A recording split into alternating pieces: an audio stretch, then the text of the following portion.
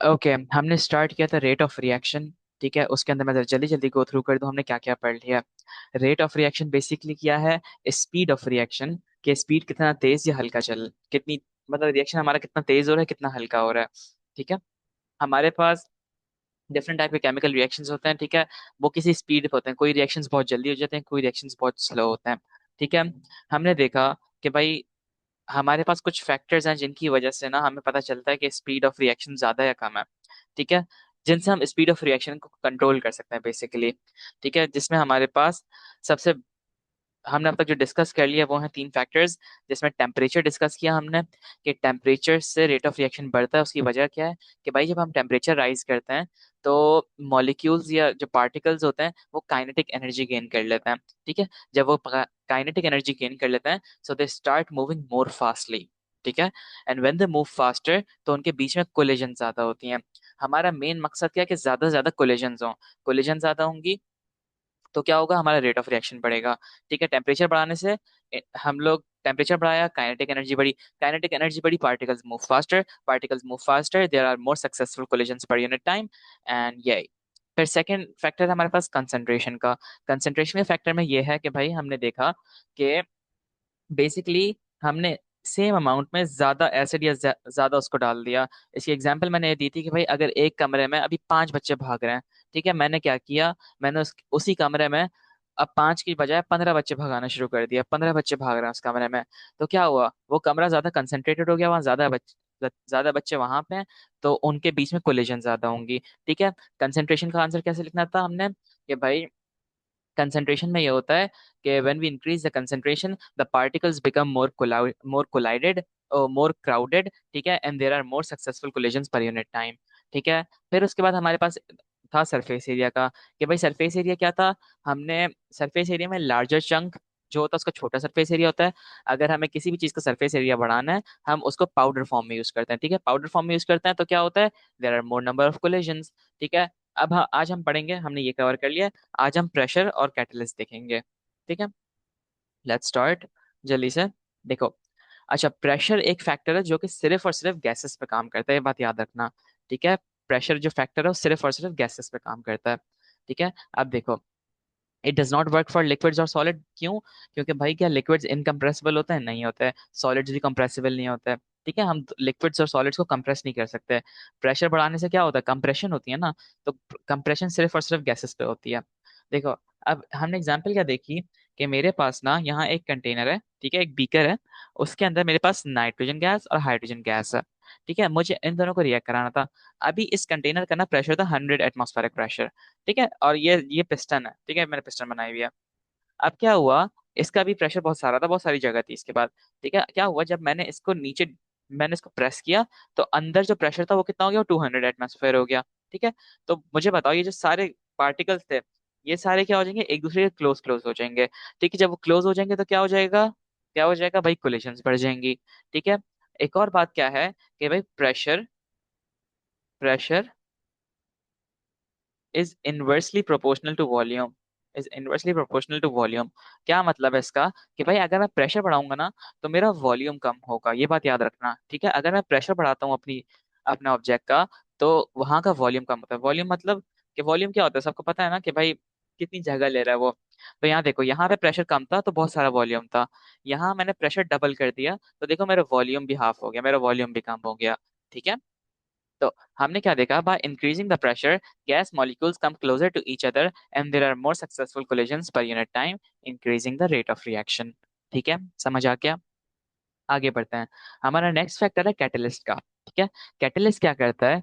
कि a catalyst is a substance that speeds up a chemical reaction by creating a new path having lower activation energy। क्या बोला? कुछ समझ नहीं आया, दोबारा समझते हैं अभी इसे। ठीक है, देखो, कैटलिस्ट क्या है? कि भाई a catalyst is substance that speeds up a chemical reaction. Chemical reaction को स्पीड अप कर रहा है, लेकिन कर कैसे रहा है? वो ऐसे कर रहा है कि भाई it it creates a new pathway जिसके पास एक्टिवेशन एनर्जी कम हो। अभी हम इसे और समझेंगे। देखो, एक्टिवेशन एनर्जी मैंने आपको अभी लास्ट चैप्टर में पढ़ाई थी जब हम केमिकल वो पढ़ रहे थे, एनर्जेटिक्स। तो उसके अंदर हमने देखा था कि भाई minimum amount of energy required to start a chemical reaction. हर रिएक्शन को स्टार्ट होने के लिए ना थोड़ी बहुत एनर्जी चाहिए होती है। ठीक है, इसकी एग्जांपल ऐसे लो, जैसे मुझे पेट्रोल को बर्न करना है, ठीक है।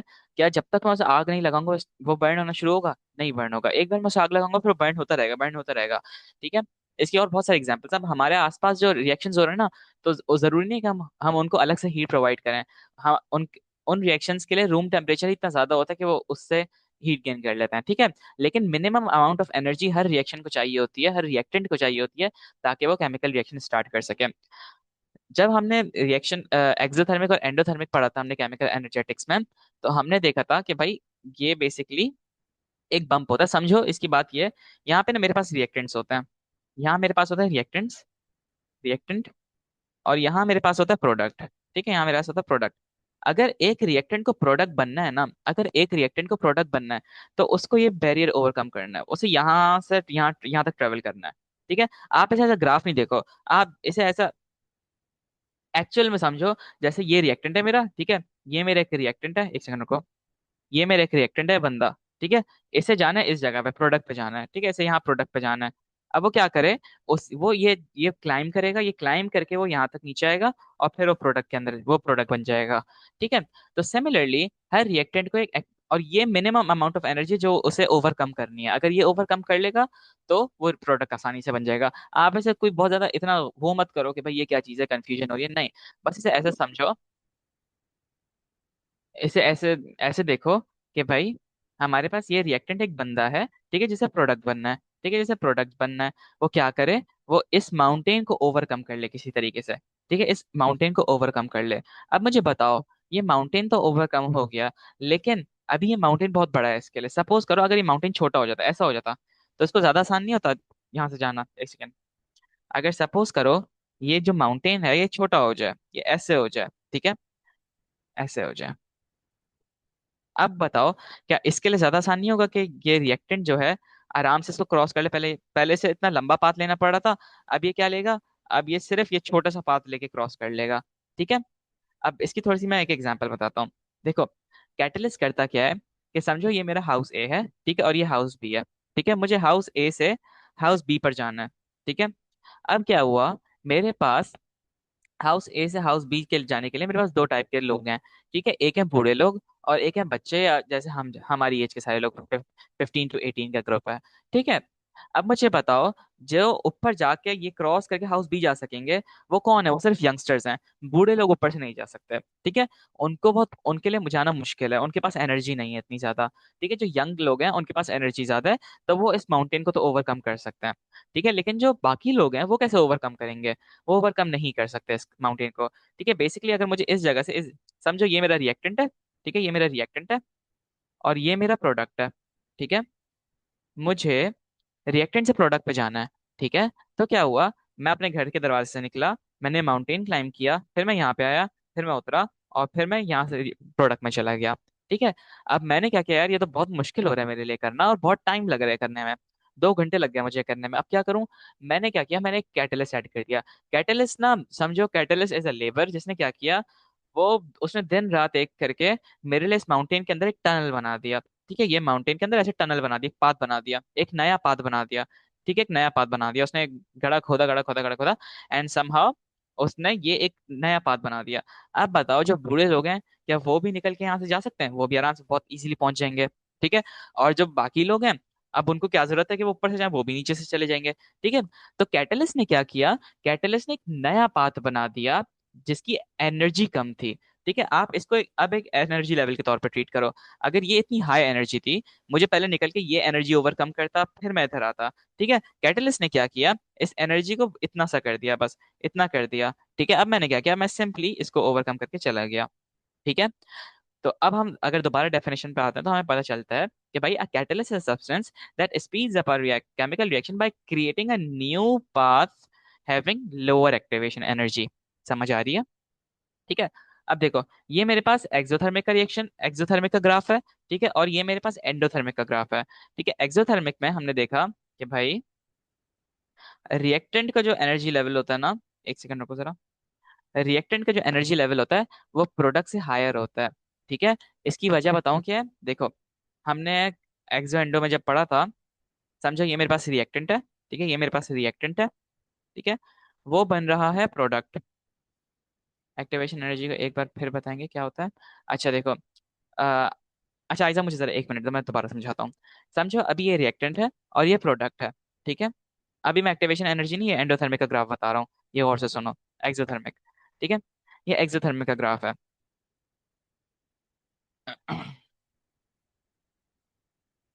ठीक है,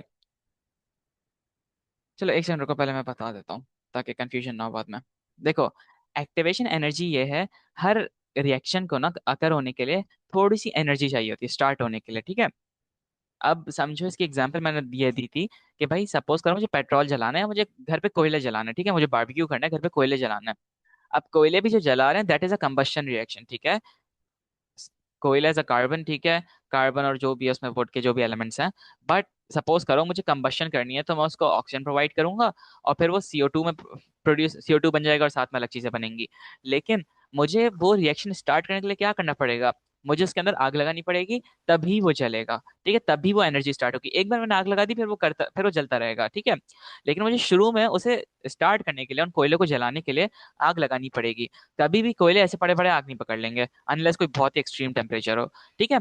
तो क्या हुआ, मुझे थोड़ी सी इस रिएक्शन को स्टार्ट करने के लिए मुझे क्या हुआ, मुझे थोड़ी सी एनर्जी देने की जरूरत थी, ठीक है।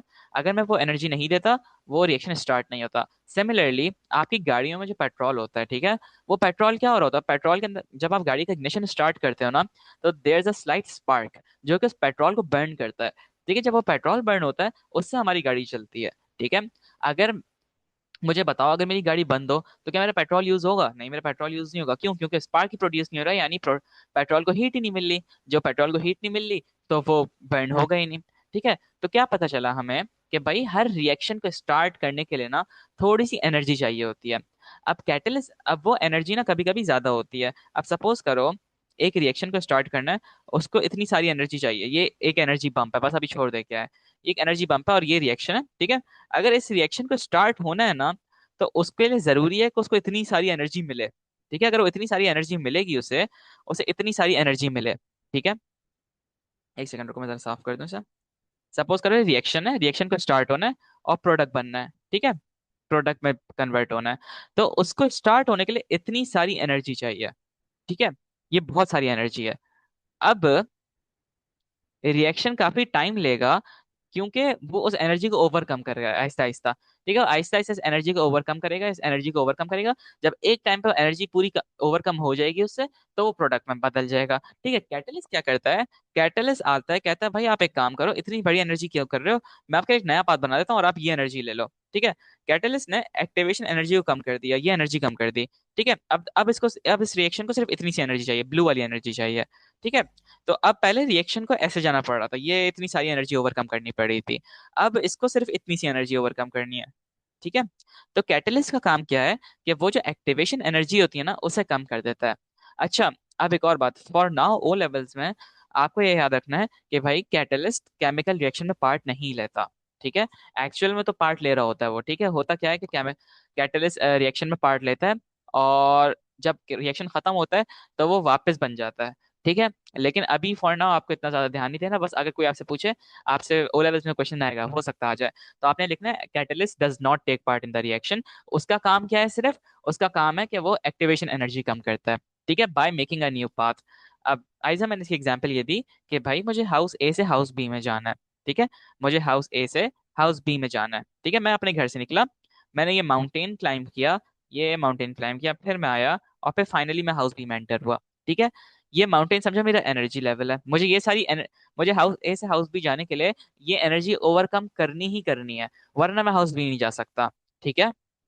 तो अब क्या हुआ, अब सपोज करो मैं तो अभी 18 का हूँ, तुम लोग 15 16 साल के, 17 साल के हो, ठीक है। तो तुम लोग आसानी, हम सारे माउंटेन क्लाइंब करके जा सकते हैं। क्यों? क्योंकि हम लोग एनर्जेटिक हैं, हमारे पास पावर है और हमारे के अंदर एनर्जीज हैं, ठीक है। लेकिन सपोज करो कोई 50 ईयर ओल्ड, कोई 60 ईयर ओल्ड का बंदा है, बंदी है, ठीक है, उसके लिए तो बड़ा मुश्किल है वहां जाना, ठीक है। तो क्या होगा, वो वहां तक नहीं जा पाएगा, ठीक है। उसके लिए हमने डाला कैटलिस्ट। कैटलिस्ट ने क्या किया? कैटलिस्ट ने ना बोला कि भाई एक काम करता हूँ मैं ये माउंटेन को ही ऐसे माउंटेन के अंदर एक टनल बना देता हूँ। माउंटेन के अंदर उसने टनल बना दिया, ठीक है, छोटा सा टनल बना दिया। अब क्या हुआ, अब चाहे मैं हूं, चाहे सुमैया हो, चाहे हफ्सा हो, या चाहे कोई 50 साल का बुढ़ा आदमी हो, ठीक है, वो सारे के सारे इस टनल को लेके क्रॉस करके हाउस ए से हाउस बी पहुंच जाएंगे। ठीक है।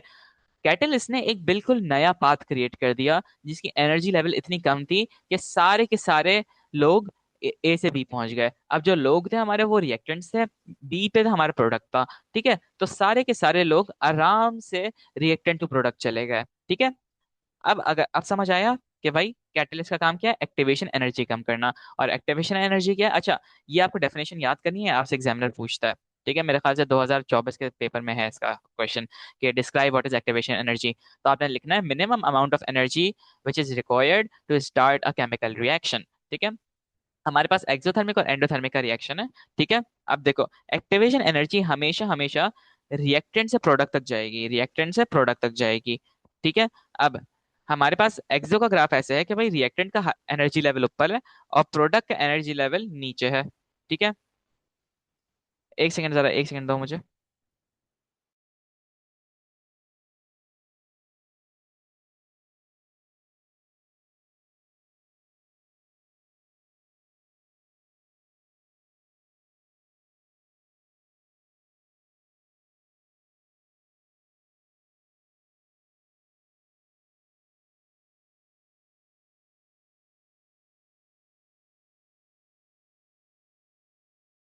अच्छा, अब बैक टू द टॉपिक। देखो, अब यह हमारे पास ना ये वाला जो ग्राफ है ये एक्सोथर्मिक का ग्राफ है।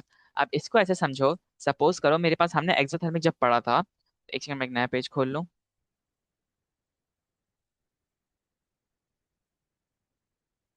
Add page, add page. ठीक है। अच्छा, अब देखो, एक्सोथर्मिक जब हम पढ़ रहे थे, एक्सोथर्मिक, एक्सोथर्मिक, तो आप लोगों को याद है कि एक्सोथर्मिक में क्या होता था, हीट निकलती थी। ठीक है, हीट रिलीज होती थी, है ना।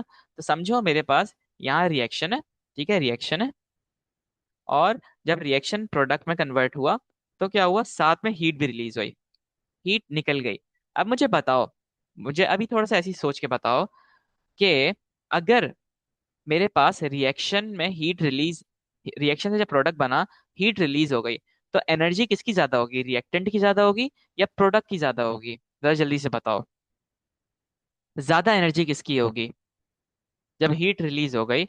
रिएक्टेंट की एनर्जी ज्यादा होगी या प्रोडक्ट की एनर्जी ज्यादा होगी?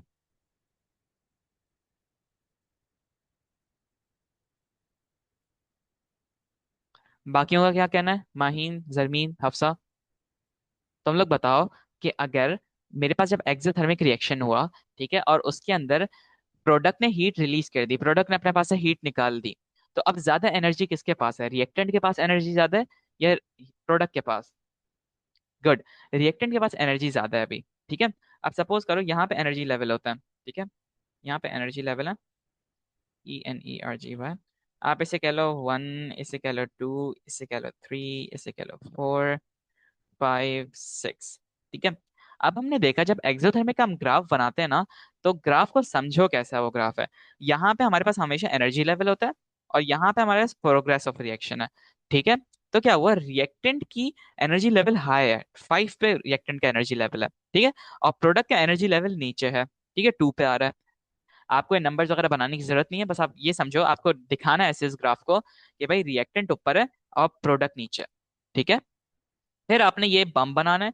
ये बम क्या है, ये bump is basically activation energy, कि रिएक्टेंट को प्रोडक्ट में कन्वर्ट होने के लिए इतनी एक्टिवेशन एनर्जी चाहिए। ठीक है, इतनी एक्टिवेशन एनर्जी चाहिए। अब आपसे एग्जामिनर कभी भी कोई बहुत वो बताऊं क्या बोलेगा, आपको एक रिएक्शन दे देगा, बोल देगा इसका इसका ग्राफ बना के दिखाओ, तो आपने इसका ग्राफ ऐसे बनाना है, यहाँ पे ये लिखा, ये रिएक्टेंट हुआ। बिल्कुल, अपने कोई वो नहीं है, कोई बहुत बहुत अच्छा नहीं बनाना, बस आपने ये डायग्राम शो करनी है। ठीक है। और ये हिस्सा क्या है, ये हिस्सा जो ये वाला है, ये आपकी एक्टिवेशन एनर्जी है। रिएक्टेंट से प्रोडक्ट तक की आपकी एक्टिवेशन एनर्जी होती है। ठीक है। नेक्स्ट टॉपिक, नेक्स्ट बात पे समझो कि हमेशा एक्टिवेशन एनर्जी रिएक्टेंट से प्रोडक्ट तक की होगी। ठीक है, रिएक्टेंट से प्रोडक्ट तक की एक्टिवेशन एनर्जी है। ठीक है, समझ आ रही है? तो हमेशा जो बम्प होगा वो रिएक्टेंट से प्रोडक्ट तक का होगा। नेक्स्ट देखते हैं जब हम एंडोथर्मिक, तो अब आप यहीं पे देखो, इसी यहाँ पे आओ। अब सपोज करो मेरे पास एंडोथर्मिक है, रिएक्शन एंडोथर्मिक है। ठीक है, एंडोथर्मिक, मैंने रिएक्टेंट को स्टार्ट होने के लिए रिएक्टेंट हीट एब्जॉर्ब करता है। ठीक है, रिएक्टेंट प्लस हीट एब्जॉर्ब की, और वो बन गया प्रोडक्ट। अब मुझे बताओ, ज्यादा एनर्जी किसके पास होगी, रिएक्टेंट के पास होगी या प्रोडक्ट के पास होगी?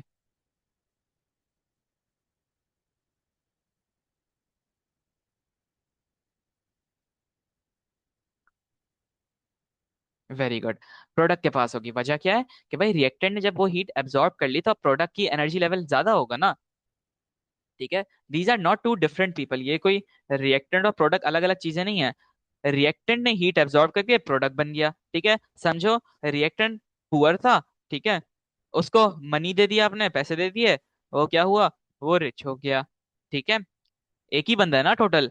अब क्या हुआ, अगर मैं आपसे बोलूं बताओ रिच कौन सा है, तो आप बोलोगे प्रोडक्ट। तो प्रोडक्ट क्या है, प्रोडक्ट आपका, प्रोडक्ट के पास हीट ज्यादा है, यानी प्रोडक्ट ने जो एनर्जी गेन कर ली है। तो जब हमारे पास एंडोथर्मिक का ग्राफ बनता है तो उसमें प्रोडक्ट का एनर्जी लेवल ज्यादा ऊपर होता है। ठीक है, रिएक्टेंट से। तो ये समझो यहाँ पे 1 है, यहाँ 2 है, यहाँ 3 है, यहाँ 4 है, यहाँ 5 है, यहाँ 6 है। तो अब हमने क्या देखा कि भाई रिएक्टेंट का एनर्जी लेवल तो 2 पे है और प्रोडक्ट का एनर्जी लेवल उससे हाई है, यानी 4 पे आ रहा है। ठीक है, अब लेकिन एक्टिवेशन एनर्जी, क्योंकि एंडोथर्मिक है तो उसे हीट चाहिए, उसे हीट चाहिए, है ना। एंडोथर्मिक हीट एब्जॉर्ब कर रहा है, तो मतलब उसको ज्यादा एनर्जी चाहिए प्रोडक्ट बनने के लिए। तो इसके लिए एक्टिवेशन एनर्जी की बहुत ज्यादा है।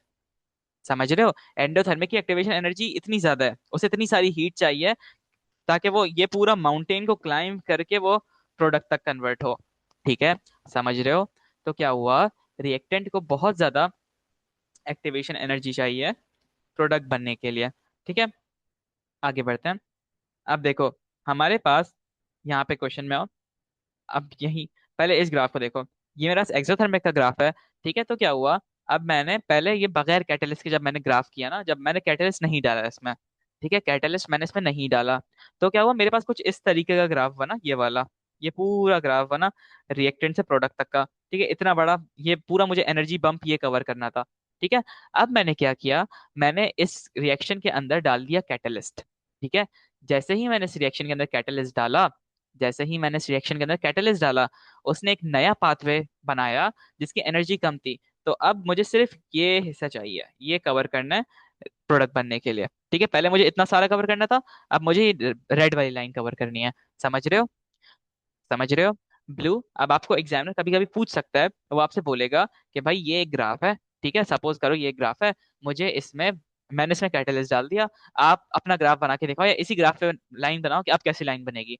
तो आपने बस सिंपली कोई बहुत ज्यादा अच्छा ग्राफ नहीं बनाना, ये नहीं कि बिल्कुल प्रिसाइज बनाना, देयर इज नो प्रिसाइज, बस आपको शोकेस करना है। ठीक है, आप समझो मैंने इस रिएक्शन के अंदर कैटलिस्ट डाल दिया, तो अब उसका पंप कुछ इस तरीके का बनेगा, छोटा पंप बनेगा। ठीक है, समझ रहे हो। पहले पहले रिएक्शन को ये एनर्जी कवर करनी थी। ठीक है, अब उसको सिर्फ इतनी एनर्जी कवर करनी है। ठीक है, कैटलिस्ट ने क्या किया, एक्टिवेशन एनर्जी कम कर दी। ठीक है, समझ गए, आगे बढ़ो। हमारे पास कुछ रिएक्शंस हैं जिसमें सबसे पहले जब हाइड्रोजन पेरोक्साइड होता है हमारे पास, हाँ, उससे हमारे पास पानी और ऑक्सीजन बनती है। ठीक है, हम उसके अंदर MnO2 डालते हैं जिसकी वजह से रिएक्शन फास्ट होता है। अभी इसे छोड़ो, ज्यादा जो हमारे सिलेबस में ज्यादा जरूरी ना उनको देखते हैं। एक प्रोसेस अभी हम आगे जाके पढ़ेंगे फिजिकल केमिस्ट्री में, इंडस्ट्रियल केमिस्ट्री में, जो कि है हेबर्स प्रोसेस। ठीक है, इसके अंदर हमारे पास अमोनिया बनता है। ठीक है, तो क्या होता है, हमारे पास ना nitrogen gas from the air reacts with hydrogen gas. ठीक है, जब इन दोनों का रिएक्शन होता है ना, तो हमारे पास अमोनिया बनता है।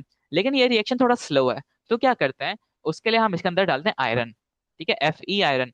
ठीक है, जब हमने इसके अंदर डाल दिया आयरन, तो आयरन ने क्या किया, आयरन इस पार्ट, अब देखो अगर मैं आयरन यहाँ डाल रहा होता और आयरन अगर पार्टिसिपेट करता इस रिएक्शन में, तो कहीं यहाँ पे FeV कुछ बन रहा होता ना, लेकिन यहाँ नहीं बन रहा। आयरन इस रिएक्शन में कोई पार्ट नहीं ले रहा, बस आयरन ने क्या किया, सपोज करो अभी इसका कुछ इस तरीके का एनर्जी डायग्राम थी। ठीक है, आयरन ने क्या किया, उसको इस तरीके का कर दिया। ठीक है, उसकी एनर्जी डायग्राम छोटी कर दी। ठीक है, समझ रहे हो। तो आयरन ने क्या किया, उसकी एक्टिवेशन एनर्जी कम कर दी, और एक्टिवेशन एनर्जी जब कम हुई तो वो ज्यादा जल्दी वो हमारा रिएक्शन अकर हो गया। एक और हमारे पास प्रोसेस है SO2 का, कांटेक्ट प्रोसेस, जिसमें हमारे पास सल्फ्यूरिक एसिड बनता है। ठीक है, जिसमें हम डालते हैं वेनेडियम 5 ऑक्साइड V2O5। ठीक है, ये दो कैटलिस्ट मैंने इसलिए चूज किए ताकि हमारे सिलेबस में आगे जाके मैंने पढ़ेंगे, तो अभी से थोड़ा बहुत इंट्रोडक्शन हो जाए इनसे। ठीक है, तो वेनेडियम 5 ऑक्साइड हम डालते हैं, जो कि क्या करता है, जो कि हमारा एक्टिवेशन एनर्जी कम कर देता है। ठीक है। ये देखो, ये मैंने ग्राफ बनाया। अब देखो, अब आपसे बताऊं क्या बोलेगा एग्जामिनर, पूछेगा। मैं इसी ग्राफ को जरा जल्दी जल्दी बता देता हूँ। एग्जामिनर ना आपको ऐसे ग्राफ दे देगा और बोलेगा इसमें रिएक्टेंट और प्रोडक्ट को बताओ। अब देखो, जैसे मेरे पास ये इक्वेशन है ना, ये इक्वेशन है मेरे पास, तो इसमें मेरे पास ये रिएक्टेंट है, ठीक है, ये रिएक्टेंट्स है, और ये मेरे पास प्रोडक्ट है। ठीक है। मैं रिएक्टेंट की जगह रिएक्टेंट को लिखा, ठीक है, यहाँ पे रिएक्टेंट लिखे मैंने, और यहाँ पे मैंने प्रोडक्ट लिखे। ठीक है। रिएक्टेंट से जो रास्ता ऊपर जाता है वो होता है एक्टिवेशन एनर्जी का। ठीक है, वो रास्ता है यहाँ पे एक्टिवेशन एनर्जी। उसे आप लिखते हो ई ए से, E A, energy for E, activation for A. ठीक है। और फिर इंथैल्पी चेंज, जो कि हमारे पास एक्सोथर्मिक जो कि हमें बताता है कि भाई हमारा रिएक्शन एक्सोथर्मिक है एंडोथर्मिक है, और वो रिएक्टेंट से प्रोडक्ट तक का बनता है। ठीक है, ऐसे बनेगा। और आप इसे ऐसे लिख दो, एंथैल्पी चेंज। ठीक है, समझ आ गई। और ये प्रोग्रेस ऑफ रिएक्शन है। ठीक है। इसमें कुछ पूछना है तो पूछो मुझसे।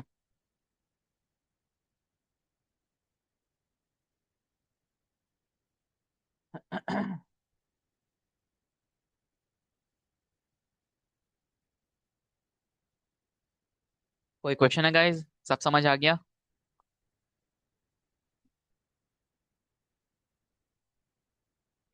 चलो, सीइंग नो क्वेश्चंस, आगे बढ़ते हैं। मैंने कुछ पास्ट पेपर्स कंपाइल किए हैं। ठीक है। 817 हो रहा है। हमारे पास पहला पहला क्वेश्चन है कि an experiment as is carried out to measure the volume of hydrogen produced. ठीक है, produced when excess dilute sulphuric acid is added to zinc. एक एक्सपेरिमेंट हुआ है जिसके अंदर हम वॉल्यूम का हाइड्रोजन देख रहे हैं, कितना हाइड्रोजन बन रहा है। ठीक है, जब हमारे पास सल्फ्यूरिक एसिड को डाला जिंक के अंदर। ठीक है, कोई मसला नहीं है। बेसिकली कुछ इस तरीके से है, Zn+H2SO4 बनाएगा हमारे पास ZnSO4, ZnSO4+H2। अब हम क्या कर रहे हैं, इस रिएक्शन में हमारे पास जो H2 प्रोड्यूस हो रहा है ना, हाइड्रोजन, इसका वॉल्यूम ले रहे हैं कि भाई देख रहे हैं कितना वॉल्यूम प्रोड्यूस हो रहा है। ठीक है। अब इन्होंने क्या क्या एक्सपेरिमेंट किया, a second experiment T is carried out using the same mass of zinc but under different conditions. ठीक है, मतलब अब इसकी कुछ कंडीशंस चेंज कर दी हैं, अब हमें नहीं पता क्या कंडीशन चेंज की हैं। The result of the two experiments are shown. ठीक है भाई। अब देखो ये ग्राफ देखो, ये ग्राफ देख के मुझे बताओ कि क्या पता चल रहा है हमें। मुझे बताओ ये जो एस है, ये जल्दी है या स्लो है, मुझे फास्ट है या स्लो है।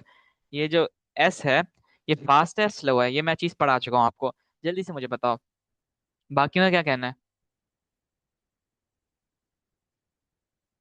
अशरफ, शहीद, सुमैया, तुम लोगों का क्या कहना है, ये रिएक्शन फास्ट होगा स्लो होगा, जो एस की लाइन है, ये एस वाली। ठीक है, वेरी गुड। ये रिएक्शन ज्यादा फास्ट है, क्यों? क्योंकि स्टीपर है। हमने पढ़ा था कि भाई हमारी लाइन जब स्टीप होती है, जितनी ज्यादा स्टीप लाइन होती है उतना ज्यादा रिएक्शन फास्ट होता है। अभी मैंने कोई ऑप्शन नहीं देखा, बस ऐसे ही बता रहा हूँ। ये होगा फास्ट। ठीक है। और ये जो टी है, ये मतलब स्लो रिएक्शन है। ठीक है, ये रिएक्शन क्या है, ये स्लो है। ठीक है भाई, स्लो है, इसे हम कह देते हैं स्लो। ठीक है, आगे बढ़ते हैं। Which changes in conditions between experiment S and T give the curve T? Addition of catalyst, मुझे बताओ, अगर मैं इस कैटलिस्ट में डाल दूंगा, अगर मैं इसमें कैटलिस्ट डाल देता हूँ। अच्छा, क्वेश्चन क्या पूछ रहा है कि भाई हमारे पास ना, पहले क्वेश्चन समझ लो जरा जल्दी से। हमारे पास जो रिएक्शन है अभी वो एस वाली लाइन है। ठीक है, रिएक्शन जब हमने किया, एस वाली लाइन आई हमारे पास। ठीक है, इन्होंने हमसे पूछा कि भाई बताओ क्या चेंजेस हम कर सकते हैं कि हमारे पास टी वाली लाइन है, टी वाली लाइन है। ठीक है, क्वेश्चन समझ गए। अब मुझे बताओ कि अगर मैं इसमें इस रिएक्शन, अभी इसको छोड़ दो, अगर मैं इस रिएक्शन में कैटलिस्ट ऐड करता हूँ तो क्या मेरे पास एस टी वाली लाइन आएगी? यस और नो बताओ। अगर मैं इस रिएक्शन में कैटलिस्ट ऐड करता हूँ तो क्या मेरे पास टी वाली लाइन आनी चाहिए? बाकियों का क्या कहना है? Very good. क्यों? क्योंकि अगर मैं कैटलिस्ट ऐड कर दूंगा तो हमारा रिएक्शन और फास्ट हो जाएगा, मतलब और इस तरीके का बनेगा कुछ हमारा रिएक्शन। ठीक है, अगर मैं कैटलिस्ट ऐड कर दूंगा तो मेरे पास लाइन कुछ इस टाइप की बनेगी, है ना। यहाँ पे तो हमें पता चल कि रिएक्शन स्लो हो रहा है हमारा, यानी ज्यादा टाइम ले रहा है। तो हमारे पास पहला और दूसरा ऑप्शन तो कट गया, ये तो नहीं हो सकता है। आगे बढ़ते हैं। The zinc is in large pieces not powdered. अच्छा, इसका मतलब क्या है, क्वेश्चन समझो। लार्ज पीसेस का मतलब है कि मोर सरफेस एरिया, और पाउडर्ड का मतलब है, ओ लार्ज पीसेस का मतलब है लेस सरफेस एरिया, पाउडर्ड का मतलब है क्या, मतलब मोर सरफेस एरिया। अगर मैं सरफेस एरिया बढ़ाता हूँ तो क्या होता है मेरे पास, सरफेस एरिया बढ़ाने से रेट ऑफ रिएक्शन बढ़ता है ना। अगर मैं सरफेस एरिया बढ़ाता तो मेरा रेट ऑफ रिएक्शन बढ़ता। तो मतलब अगेन मेरी लाइन कुछ इस टाइप की बनती। ठीक है, यहाँ पे इन्होंने बोला है कि भाई यहाँ पे सरफेस एरिया कम है लार्ज पीसेस में। ठीक है, समझ रहे हो। तो मतलब मेरा रिएक्शन स्लो होगा। ठीक है, तो मेरे पास पहला और दूसरा तो ऑप्शन पहले ही कट गया था। बचा कौन सा, ये वाला थर्ड ऑप्शन देखते हैं, कैटलिस्ट नहीं और सरफेस एरिया कम। तो मतलब ऑप्शन सी करेक्ट होगा। क्वेश्चन समझ आया, कुछ पूछना है इसमें।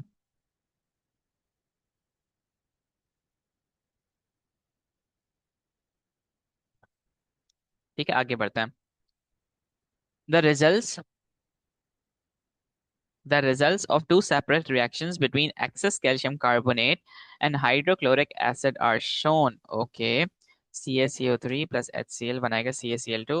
मैं लिख देता हूँ CaCO3 में जब मैं डालूंगा HCl हाइड्रोक्लोरिक एसिड तो मेरे पास बनेगा CaCl2 plus H2O plus CO2 gas बनेगी। ठीक है, यहाँ पे CO2 गैस हमारा मेन ताल्लुक है। ठीक है, अब क्या बोला, the results of two separate reactions between excess calcium carbonate and hydrochloric acid are shown. ठीक है, विच स्टेटमेंट, अभी छोड़ो इस सब को देखो, अभी इन पॉइंट्स को छोड़ दो, बस रिएक्शन ये इसको समझो। ठीक है, यहाँ पे हमारे पास वॉल्यूम ऑफ गैस यानी कार्बन डाइऑक्साइड का वॉल्यूम देखा जा रहा है। ठीक है, मुझे बताओ जो पहला रिएक्शन है, ये वाला रिएक्शन, इसमें क्या क्या चीजें नोट कर रहे हो आप लोग, मुझे जरा जल्दी से बताओ इसमें क्या चीजें नोट कर रहे हो। इसमें दो चीजें दिख रही हैं मुझे,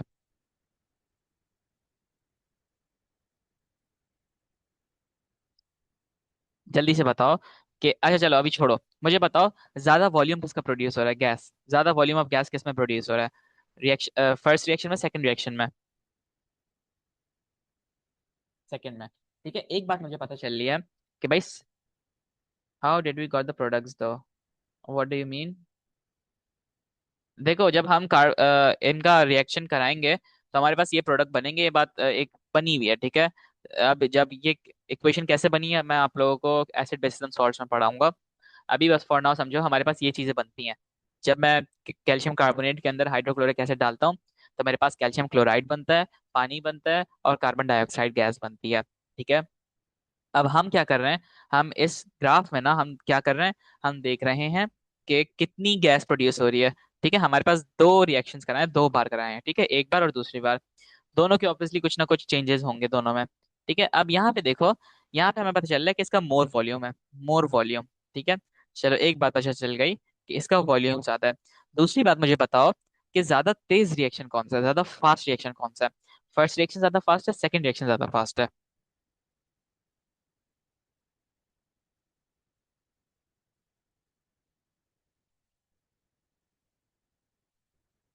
वेरी गुड। क्यों, क्योंकि भाई ये ज्यादा स्टीपर है, ये ज्यादा स्टीप है। ऐसे देखो अचानक ये ऊपर गया फिर ऐसे हो गया। ठीक है, तो ज्यादा स्टीपर मतलब ज्यादा फास्ट। ठीक है, तो हमें एक और बात क्या पता चली कि ये रिएक्शन फास्ट भी है, फास्ट भी है और इसका वॉल्यूम भी ज्यादा है। अब हम पॉइंट्स पढ़ते हैं। Which statement explains the difference between the reactions, दोनों के बीच में क्या, more calcium carbonate was used in the second reaction. यार मैंने ना इसमें शायद, एक सेकंड मुझे दो, मैंने क्वेश्चन पूरा लिखा है।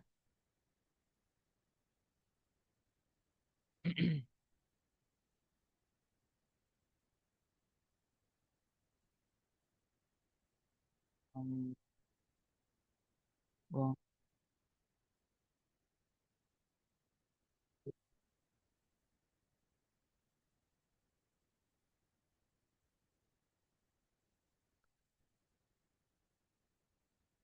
um, yeah, give me a second जरा।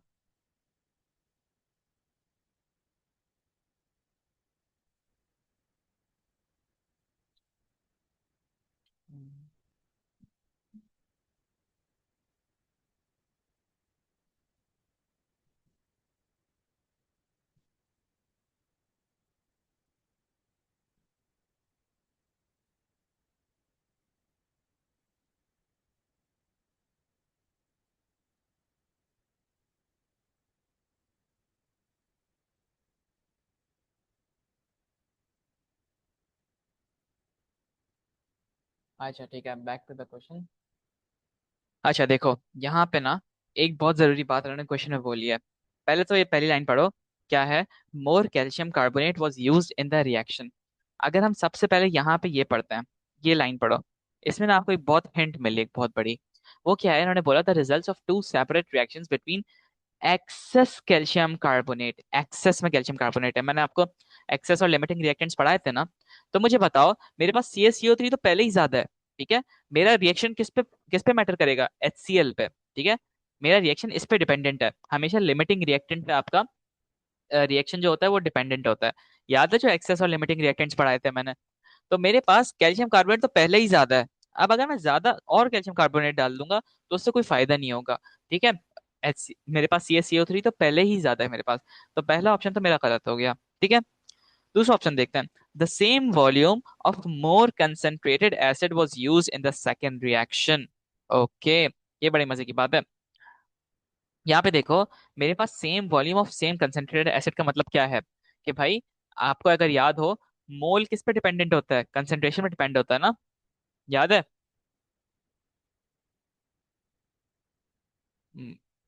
Concentration is equal to number of moles upon volume.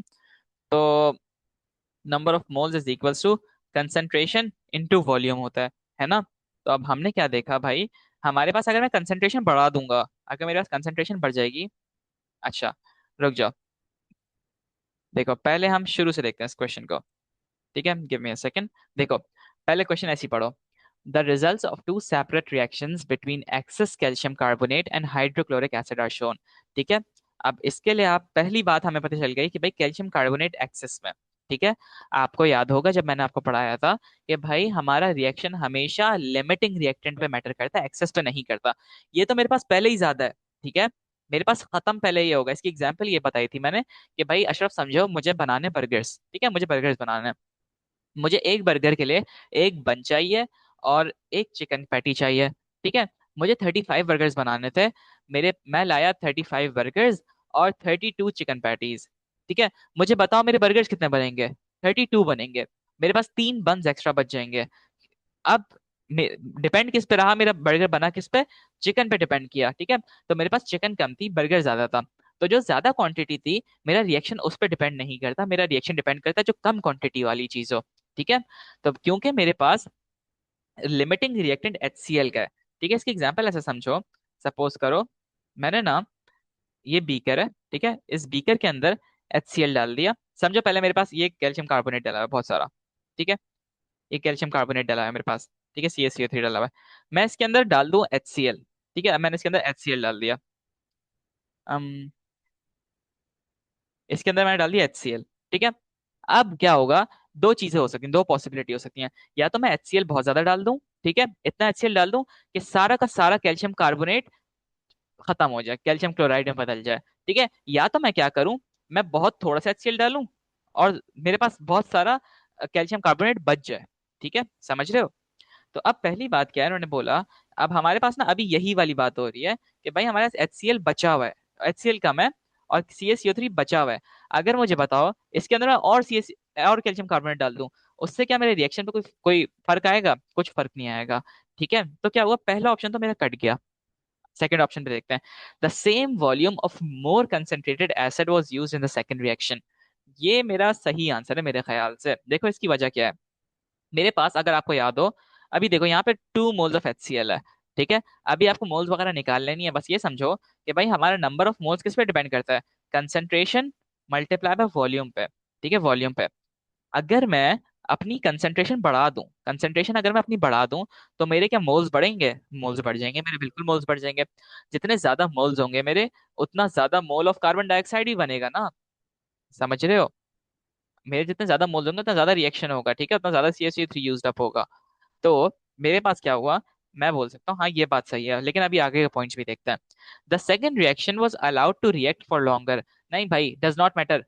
हमेशा इससे कोई फायदा नहीं था। अगर मैं ज्यादा देर छोड़ दूंगा, एक टाइम पे यूज अप हो जाएगी सारी गैस और खत्म हो जाएगा बस रिएक्शन। एक टाइम पे आके स्टॉप हो जाता है रिएक्शन, ठीक है। मैं जितनी भी देर उसे रिएक्ट होने दूं, एक टाइम पे आके खत्म हो जाएगा। और अगेन, मैंने क्या देखा, मेरे पास वॉल्यूम भी ज्यादा प्रोड्यूस हो रहा है, ठीक है। मेरे पास फास्ट तो है लेकिन वॉल्यूम भी ज्यादा है, ठीक है। तो मुझे क्या करना है, मुझे दोनों चीजों पर गौर करना है। अगर मैं इसको ज्यादा देर के लिए छोड़ दूं तो हो सकता है फास्ट हो जाए, फास्ट तो वैसे नहीं होगा बिल्कुल भी, ठीक है। लेकिन सपोज करो अगर वो फास्ट हो भी जाता है तो ऐसा होता है वो रिएक्शन, ये उसकी बताऊं कैसे डायग्राम बनती। अगर फास्ट होता रिएक्शन, सिर्फ फास्ट होता, ये डायग्राम होती है, और ये इसका मतलब क्या था कि भाई रिएक्शन फास्ट है लेकिन वॉल्यूम सेम प्रोड्यूस हुआ। लेकिन यहाँ पे हमारे पास रिएक्शन फास्ट भी है और वॉल्यूम भी ज्यादा प्रोड्यूस हुआ है, ठीक है। आखिरी देखते हैं। और आपको याद होगा अभी हमने रेट ऑफ रिएक्शन में पढ़ा कि भाई अगर मैं कंसेंट्रेशन बढ़ाता हूँ तो मेरा रिएक्शन क्या होता है, फास्ट हो जाता है, रेट ऑफ रिएक्शन इंक्रीज हो जाता है, और साथ में यहाँ पे वॉल्यूम भी इंक्रीज हो जाएगा मेरा, है ना, समझ रहे हो, ठीक है। आगे बढ़ते हैं। The temperature was higher in the second reaction. Again अगर टेम्परेचर हाई होता तो मेरा रिएक्शन कर्व स्टीप तो होता लेकिन वो खत्म यहीं पे हो जाता। Amount of CO2 same produce होता, गैस सेम प्रोड्यूस होती, ठीक है। तो हमारे पास सिर्फ और सिर्फ ऑप्शन बी ही सही लग रहा है, सही होगा। आगे बढ़ते हैं। Magnesium is reacted with dilute acid. The hydrogen gas is collected and its volume is measured. Okay. The results are shown. Between which times was the reaction fastest? मुझे बता दो क्या लग रहा है। 0 to 1 ये है, ठीक है। 1 से 2 ये है, ठीक है। 2 से 3 ये है। 2 से 3 कुछ यूं है। मुझे बताओ ज्यादा फास्ट किसमें लग रहा है। 2 से 3 पे ही सबसे ज्यादा स्टीप है कर्व, ठीक है। सबसे ज्यादा कर्व 2 से 3 पे स्टीप है, तो इसका ऑप्शन यही होगा। आगे बढ़ते हैं। Samarium is a metal. Large piece of samarium reacts with cold water to produce hydrogen gas. Complete the gas by drawing the apparatus shown in. अच्छा, चलो कर लेता हूँ। वैसे इसमें याद है, इसमें वो बनेगा हमारे पास, यहाँ कॉक लगाएंगे, ठीक है। ये प्रोडी, ये हमारे पास क्या बन रहा है, वॉल्यूमेट गैस सिरेंज बन रही है, ठीक है, गैस सिरेंज बन रही है।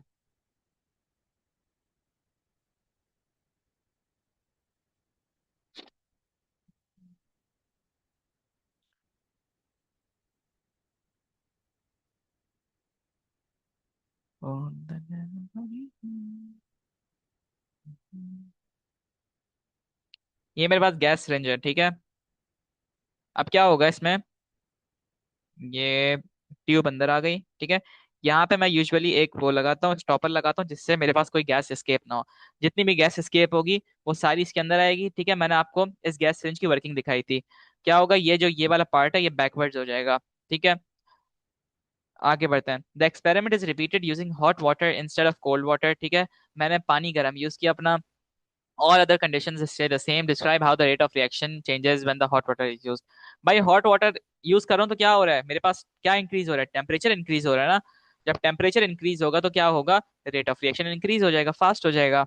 आप फास्ट लिखो या लिखो रेट इंक्रीजेस, मर्जी है आपकी, ठीक है। The experiment is repeated using powdered samarium instead of large pieces. मुझे खुद बताओ, पाउडर्ड है, सरफेस एरिया ज्यादा है कम है, एवरीवन, मोर और लेस, सरफेस एरिया मोर है, सरफेस एरिया लार्ज है या स्मॉल है। पाउडर का सरफेस एरिया लार्ज होता है या स्मॉल होता है, जल्दी जल्दी।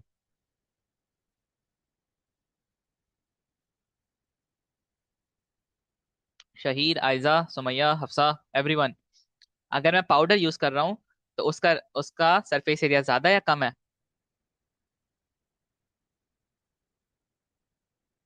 सुमैया, हफ्सा, आयजा, जरमीन, ज्यादा है, वेरी गुड।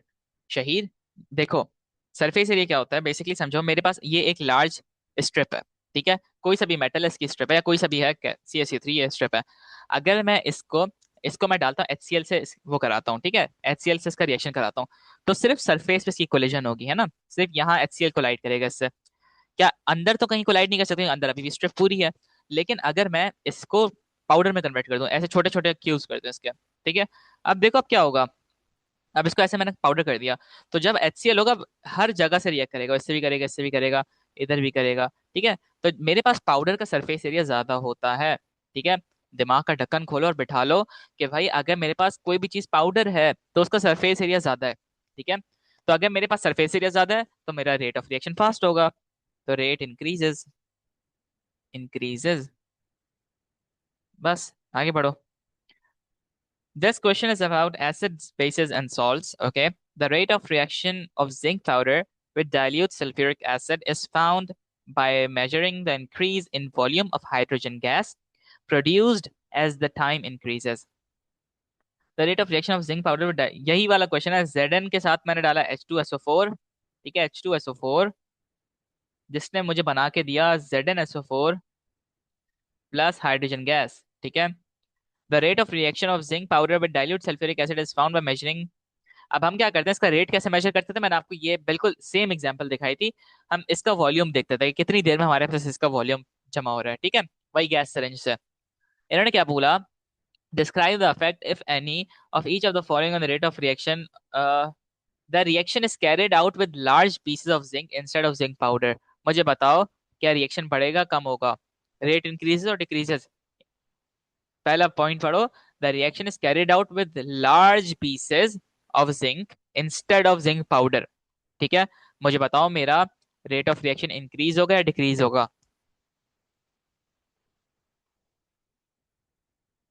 Very good. क्यों? क्योंकि सरफेस एरिया कम हो गया ना, इस लार्ज पीसेस का सरफेस एरिया कम है, तो मतलब मेरा रेट ऑफ रिएक्शन भी स्लो होगा, ठीक है, स्लो रेट डिक्रीजेस, ठीक है, आगे बढ़ो। The reaction is carried out using a catalyst, catalyst डाल दिया मैंने, क्या मेरा रेट ऑफ रिएक्शन बढ़ेगा कम हो जाएगा।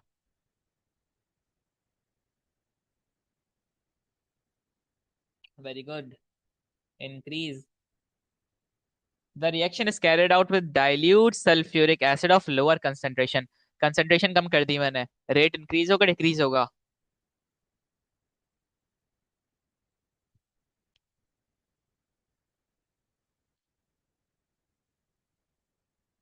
वेरी गुड, डिक्रीज होगा, ठीक है। क्यों? क्योंकि नंबर ऑफ कोलिशंस कम हो जाएंगी, ठीक है, चलो। बस फिर यहीं तक है टॉपिक, आज हमारा टॉपिक कंप्लीट हो गया, रेट ऑफ रिएक्शन कंप्लीट हो गया। अब हम शुरू करेंगे, नहीं अभी हमें रिडॉक्स करना है, रिडॉक्स के बाद हम चैप्टर 4 स्टार्ट करेंगे, इलेक्ट्रोकेमिस्ट्री।